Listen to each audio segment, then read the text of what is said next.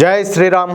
అందరికీ నమస్కారం. Welcome to news అఖండ. నేను మీ కస్తూరి శ్రీధర్. మిత్రులారా, అమెరికా అధ్యక్షుడైనటువంటి డొనాల్డ్ ట్రంప్ మన భారతదేశంతో మైండ్ గేమ్స్ ఆడుతానే ఉన్నాడు. ఒకవైపు చూస్తే మోడీ నా మిత్రుడు, ఆయనతో భేటీ కోసం నేను ఎదురు చూస్తున్నా అంటూనే రష్యా నుంచి చమురు కొనుగోలు చేస్తా ఉన్నందుకు భారత్ పైన అదనపు సుంకాలు విధించాలని చెప్పేసి G7 దేశాలపైన ఒత్తిడి చేస్తున్నాడు. అర్థమవుతుందా?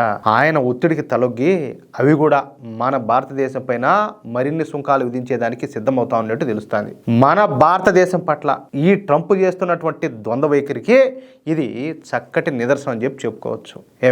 ఈ ట్రంప్ ద్వంద్వ వైఖరిని మన ప్రధాని మోడీ గారు ముందుగానే పసిగట్టారు. కాబట్టే ఈ ట్రంప్ విధించినటువంటి పన్నులతో ఏర్పడినటువంటి నష్టాన్ని భర్తీ చేసేందుకు GSTని అయితే తగ్గించేశారు. తద్వారా ఏంటంటే వివిధ ఉత్పత్తులు, అలాగే సేవలు అందించేటటువంటి పరిశ్రమలు, అలాగే సంస్థలపైన కొంత ఆర్థిక భారం అయితే తగ్గించారనమాట. ఇప్పుడు ఇంకా పండుగల సీజన్ వస్తుంది. ఏది దసరా కావచ్చు, తర్వాత దీపావళి, ఇంకా తర్వాత సంక్రాంతి, ఇంకా వరుసగా అంత పండుగలు వస్తాయన్నమాట.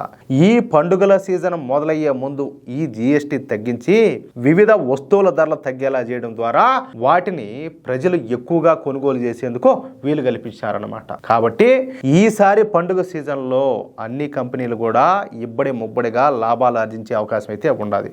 GST తగ్గించడం వలన కేంద్ర, అదేవిధంగా రాష్ట్ర ప్రభుత్వాలు ఆ మేరకు ఆదాయం కోల్పోయినప్పటికీ కూడా ఈసారి వివిధ వస్తువుల ధరలు తగ్గడం వలన కొనుగోళ్లు గనక పెరిగితే ఆ మేరకు ఈ GST వసూళ్లు కూడా ఆటోమేటిక్గా పెరుగుతాయి. తద్వారా ఏంటంటే దేశీయ పరిశ్రమలను, అదేవిధంగా సంస్థలను ఈ ట్రంప్ విధించేటువంటి పన్నుల భారం నుంచి కాపాడుకుంటూనే సామాన్య ప్రజలు కూడా ఉపశమనం కలిగించారు మన ప్రధాని మోడీ గారు. చూడండి ఎంతటి ముందు చూపో, ఏమి ప్లానింగో.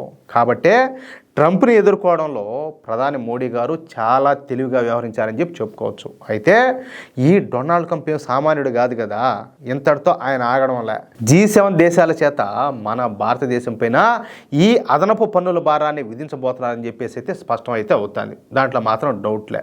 అందువల్ల ఏంటంటే ఈ ట్రంప్ సృష్టిస్తున్నటువంటి ఈ కొత్త సమస్యను కూడా ఎదుర్కోవడానికి మన ప్రధాని మోడీ గారు మరో ఉపాయం అయితే ఆలోచించకైతే తప్పదు. అయితే ఇటువంటి తాత్కాలిక నష్ట నివారణ ఉపాయాలతో పాటు శాశ్వత ఉపాయాలు కూడా ఆలోచించి అమలు చేసి మన దేశీయ పరిశ్రమలను, అదేవిధంగా సంస్థలను, మన దేశ ప్రజలను కాపాడుకోవాల్సిన అవసరం అయితే ఉండాలి. సరే, ఆయనకైతే మనం చెప్పాల్సిన అవసరం లేదు. ఎందుకంటే మోడీ గారు మరో చాణక్యుడు కాదు. ఈ డొనాల్డ్ ట్రంప్ వాళ్ళు జేజిన ఆయన ఎవరు? మోడీ గారు. డొనాల్డ్ ట్రంప్ ఇన్ని తెలివితేటలుంటే ఏదా మోడీ గారికి బండి తెలివితేటలు ఉంటాయి. వీళ్ళు ఎన్ని ఎత్తులేసా, ఎన్ని పై ఎత్తులేసా కూడా మోడీ గారు ముందు చిత్తు అయిపోతారు. దాంట్లో మాత్రం డౌట్ ఏం లే. అయితే దెబ్బకు దెబ్బ అన్నట్టుగా ఇప్పుడు మోడీ ప్రభుత్వం రష్యా నుంచి ఆయిల్ ఇంపోర్ట్స్ను 3.1 బిలియన్ నుంచి 3.4 బిలియన్లకైతే పెంచింది. చూడండి, ట్రంప్ కూసే ఒక చిన్న తప్పుడు కోతకు $3 మిలియన్ చొప్పున భారత్ ఇంపోర్ట్స్ అయితే పెంచుతుంది. ఏం చేసుకుంటావో చేసుకో అని చెప్పేసి అమెరికా పైన తొడగొట్టి నిలబడుతుంది మన భారత ప్రభుత్వం.